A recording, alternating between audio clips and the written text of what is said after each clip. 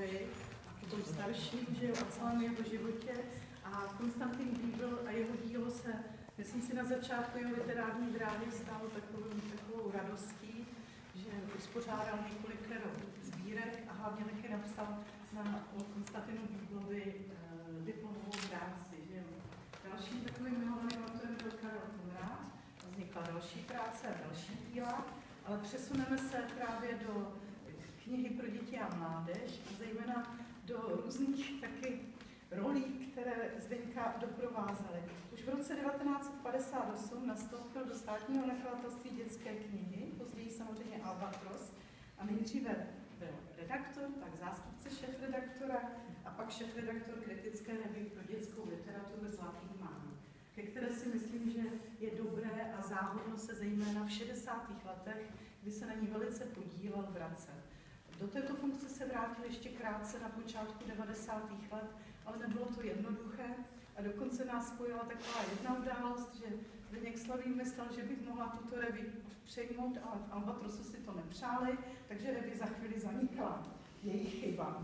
Tak, potom tedy, když se vrátím k životu, tak si pamatuju také, že jsi byl členem jako dítě skautské dvojky, že jo? Takže poznal Jaroslava Foglera a zase samozřejmě to doprovodil řadou různých editorských prací a jiných.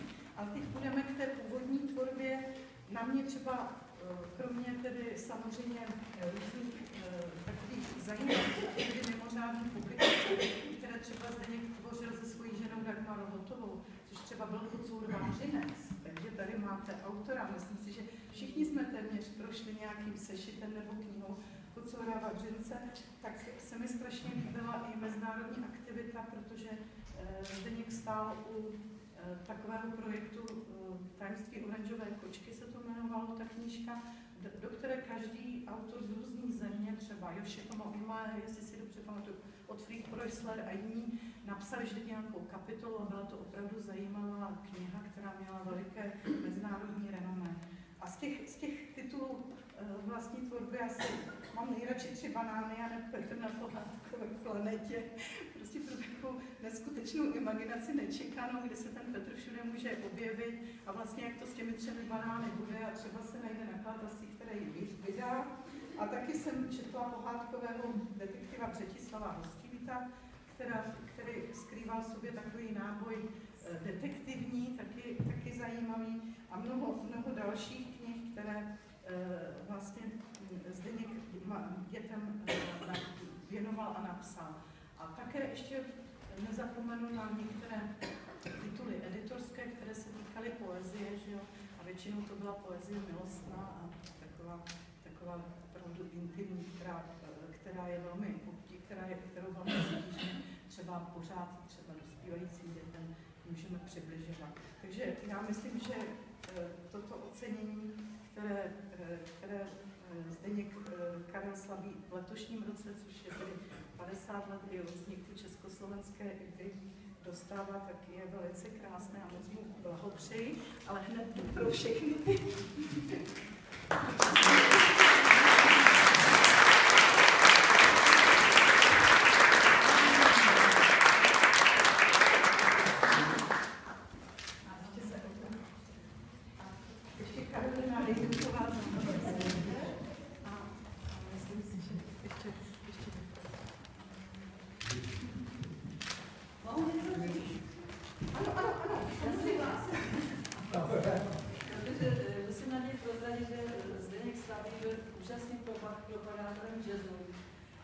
Spoustu krásných článků.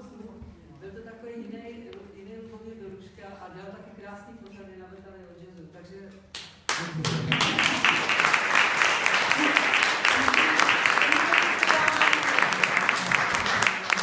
Já to zkusím taky bez mikrofonu. Jsem tam spíše zvedl. Já jenom v té knize 3 banány je zajímavé, když se jsem zmínila, že když vyšly, tak kritička literárních novin je naprosto sexuální, že takhle prostě se pohádky psát nedají. Pak se z toho stala kulturní knížka, vyšly v Rusku, vyšly v němčině, vznikl z toho kreslený film v Moskvě, teď vyšlo druhé vydání a A kritik toho druhého vydání píše z Moskvy ve své recenzi, že to byla podpultovka, za kterou se platilo mnoho peněz. Takže něco asi na té knížce bylo. Podobně kultovní knížka byla u Kukuruluna, o té čarodějnici a další. Ale já jsem chtěl říct jedinou věc.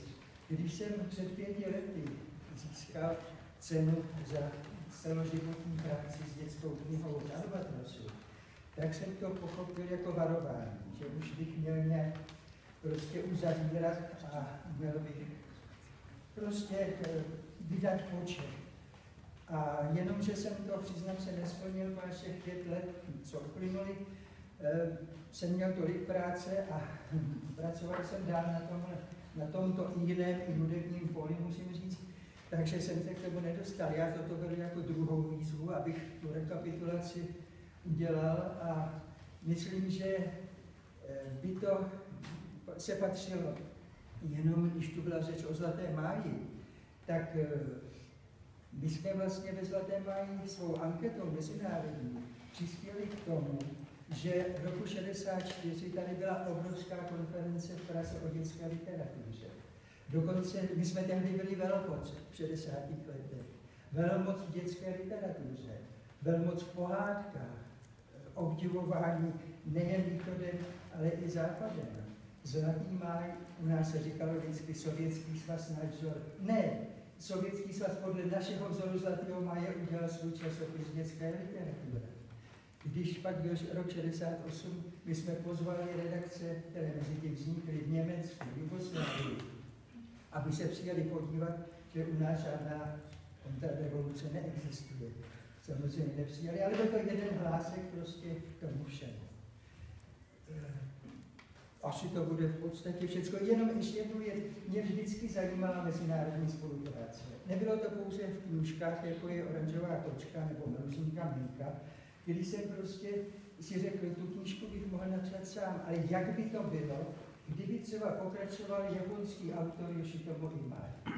A jaké by to bylo, kdyby pokračoval francouz Pierre Gamarra, nebo Jens Sigsgaard z Dánska, nebo Marcello Arcieri z Itálie. A takže 10 autorů jsme napsali jednu pohádkovou detektivku, která pak vyšla v různých zemích. Měli jsme kontakty s mnoha zahraničními autory a kritiky. Když jsme měli redakci na Národní třídě, tak tu se otevřely dveře a vešel třeba Čingis Aitmatov se Sergejem Varuzdinem, jindy Friedrich Fels z Anglie, jindy třeba ten Marcello Arcieri zmíněný a další, včetně od Frieda Preußlera, Jamese Chrisse a tak dále.